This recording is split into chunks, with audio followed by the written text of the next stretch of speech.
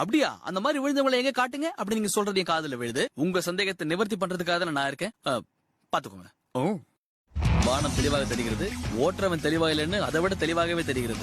இவர் பார்வைக்கு மட்டும் ஏதோ ஒரு தடை தெரியும், அதைத்தான் உஷாரா தாண்டாரு. எல்லா இல்யூஷன்ல ஏற்பட்ட கன்ஃபியூஷன் தான். ஒரு ஷோடா விட்டாதான் சரியாகும்.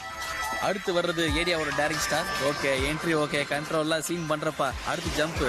என்ன காத்து வாங்குது சார். இங்க பாத்தீங்கன்னா சார், ஆன் தி ஏர்ல ஒரு கன்ஃபியூஷன் ஏற்பட்டு சைக்கிள்ல உட்கார்றதா நிக்கிறதா பாய் போட்டு படுக்கிறதான்னு ஏகப்பட்ட குழப்பம். இதுல ஒரு முடிவுக்கு வரதுக்குள்ள குன்ற கடந்துட்டாரு. சம்பு சட்டு டொங்கனாய் போச்சு. ஆனா ஒவ்வொரு வாட்டி பிராக்டிஸ் பண்ணும்போது தான் ஜம்ப் கரெக்டா வருது. அது சரி, ரெண்டாவது வாட்டி ஒழுங்கா பண்ணா வீடியோ நம்ம கிட்ட வருது. சுழற்சியில ஒரு அயற்சி ஏற்பட்டு ஒரு கழிச்சு படுத்துக்கிட்டாரு. இப்ப தெரியுதா, ஓவர எமோஷன் ஆனா இமீடியட் ப்ரமோஷன் டு அருகாமையில் உள்ள மருத்துவமனை. நீ பாத்திரத்தை அடக்கு, உணர்ச்சியை கட்டுப்படுத்து. அப்போ இந்த ஸ்டண்ட் கரெக்டா வந்துருங்கிற நம்பிக்கையில இவ்வளவு பெரிய ஏற்பாடு நடந்திருக்கு. உறப்பாடுலாம் நல்லா தான் இருந்தது, பிற்பாடு இப்படி ஆகி போச்சு. எல்லாம் லேக் ஆஃப் சயின்ஸ் தான்.